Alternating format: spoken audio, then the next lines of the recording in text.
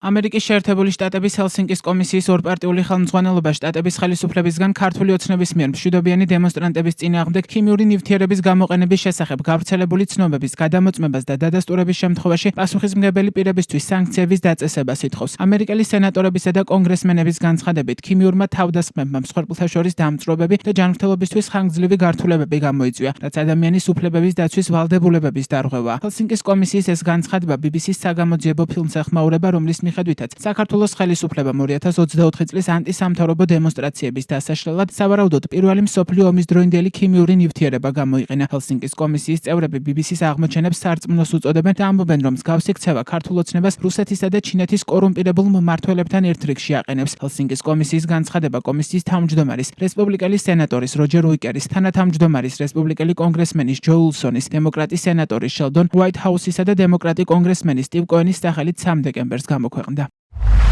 ბოლო დროინდელი ცნობები მის შესახებ, რომ ქართულმა ოცნებამ გასულ წელს მშვიდობიანი მომიტინგეების წინააღმდეგ ქიმიური იარაღი გამოიყენა, ღრმად შემაშფოთებელია. ამ ქიმიურმა თავდასხმებმა დაზარალებულებს დამწვრობები და ჯანმრთელობის გრძელვადიანი გართულებები დაუტოვა, რაც ადამიანის უფლებების კუთხით ნაკისრი ვალდებულების დარღვევას წარმოადგენს, რომელთა დაცვაც საქართველოს ხელისუფლებას ევალება. გავს იქცევა ქართულ ოცნებას რუსეთისა და ჩინეთის იმ კორუმპირებულ მმართველებთან ერთ რიგში აყენებს, რომლებსაც საკუთარი ხალხის ეშინიათ და ძალაუფლების შესანარჩუნებლად არაფერზე იხევენ უკან. მოუწოდებთ ამერიკის შეერთებული შტატების მთავრობას და ჩვენს დემოკრატიულ მოკავშირეებს გადაამოწმონ ეს ცნობები და შესაბამისი სანქციები დაუწესონ პასუხისმგებელ პირებს. ჩვენ კვლავ მოუწოდებთ კონგრესში ჩვენს კოლეგებს მიიღონ მეგობარი აქტი, ორპარტიული კანონმდებლობა, რომელიც სახელმწიფო დეპარტამენტს დამატებით ინსტრუმენტებს მიანიჭებს ქართველი ხალხის თავისუფლებისთვის ბრძოლის მხარდასაჭერად. საგამოძიებო ფილმი BBC-მ 1 დეკემბერს გამოაქვეყნა. ფილმის მიხედვით ქართულმა ოცნებამ პროევროპული აქციების დროს მშვიდობიანი დემონსტრანტების დასაშლელად სავარაუდოდ ქიმიური ნივთიერება გამოიყენა. მედია ესაუბრა ქიმიური იარაღის ექსპერტებს, ექიმებს, ასევე ინფორმატორებს საქართველოს სპეცრაზმიდან და განაცხადა, რომ მტკიცებულებებით დასტურდება აქციების დროს იმ ქიმიური აგენტის გამოყენება, რომელსაც ფრანგმა სამხედროებმა კამიტი უწოდეს. BBC აცხადებს, რომ მათ მოიპოვეს კონფიდენციალური დოკუმენტი. განსაკუთრებულ დავალებათა დეპარტამენტის 2019 წლის ინვენტარიზაციის სია და მისი ნამდვილობა დაადასტურეს. დოკუმენტში ორი საყურადღებო ნივთიერება აღმოაჩინეს. ერთ-ერთია ქიმიური ფხვნილი კოდით 34-39, რომელიც სამრეწველო ქიმიკატების დიდ ჯგუფს აერთიანებს, თუმცა BBC-ს მიხედვით ამ ჯგუფიდან ისტორიულად დემონსტრანტების წინააღმდეგ მხოლოდ კამიტი გამოიყენებოდა. გამოცემამ მსოფლიოს მოწინავე ტოქსიკოლოგსა და ქიმიური იარაღის ექსპერტ კრისტოფერ ჰოლსტეგესაც დაუკავშირდა, რომელმაც BBC-ს მიგნებებზე დაყრდნობით თქვა, რომ მისი აზრით მტკიცებულებები მიანიშნებს, რომ აქციების დასარბევად ნამდვილად კამიტი იყო გამოყენებული. ექსპერტი მის ჯანმრთელობისთვის სახიფათო გრძელვადიან შედეგებზე საუბრობს. ქართულმა ოცნებამ BBC-ს დასკვნებს აბსურდული უწოდა და თქვა, რომ მედიის წინააღმდეგ საერთაშორისო სასამართლოებში დავის დაწყებას აპირებს. 3 დეკემბერს ირაკლი კობახიძემ დაადასტურა, რომ 2024 წლის ნოემბერ-დეკემბრის საპროტესტო აქციებზე მოქალაქეების დასაშლელად გამოყენებულ წყლის ჭალში გარკვეული ნივთიერება იყო გარეული, თუმცა უარყო, რომ ეს კამიტი იყო. დღეს ქართული ოცნების დეპუტატმა თენგიზ შარმანაშვილმა ჟურნალისტებს უთხრა, რომ წყლის ჭალში ნივთიერების გარევის კანონიერებას გამოძიება დაადგენს. მე არაფერი არ გამირევია, მაგრამ ვინც გაურია, ის ამტკიცებს, რომ კანონის სრული დაცვით გააკეთა ეს. რატომ გაურიეს და ეს გარევა იყო თუ არა კანონიერი, ამას დაადგენს გამოძიება. არც ერთი ნივთიერება, რომელიც გაურიეს. არც ერთი საკითხი, რომელიც ამასთან არის დაკავშირებული, გამოძიების მიღმა არ დარჩება და რაც მთავარია, თქვენი ყურადღების მიღმა არ დარჩება და კიდევ უფრო რაც მთავარია.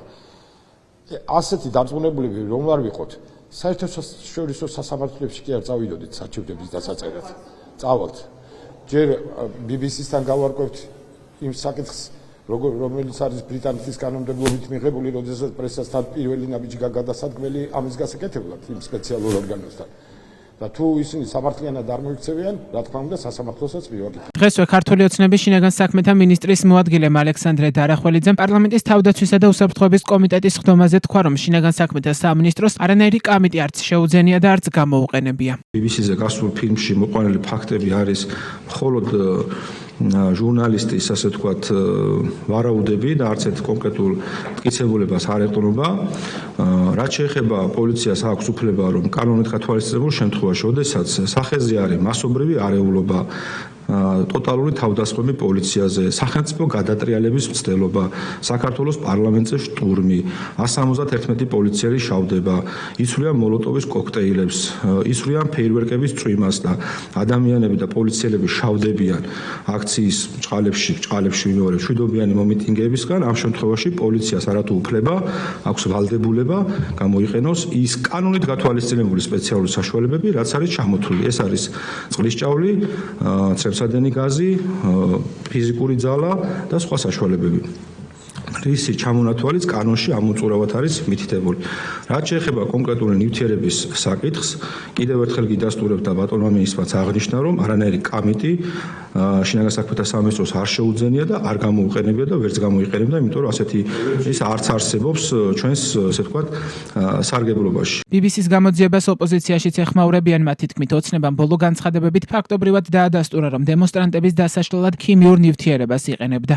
ჩვენ მოვისმინეთ რეჟიმის მხრიდან ფაქტობრივი აღიარებები მთელი ამ დღეების განმავლობაში. პირველი დღე იყო აღიარებითი ჩვენება ყოფილი შინაგან საქმეთა მინისტრის, შემდგომ რაღაცა ისევ მიჩქმალეს ვითომ, რაღაცა უარყვეს, მაგრამ გუშინ ასევე რეჟიმის პრემიერისგან, ეგრეთ წოდებული პრემიერისგან მოვისმინეთ ფაქტობრივად აღიარებითი ჩვენება იმისა, რომ მათ მართლა აქვთ ის კონკრეტული საშუალებები, ქიმიური საშუალებები, რომელიც გამოიყენეს მშვიდობიანი მომიტინგეების წინააღმდეგ.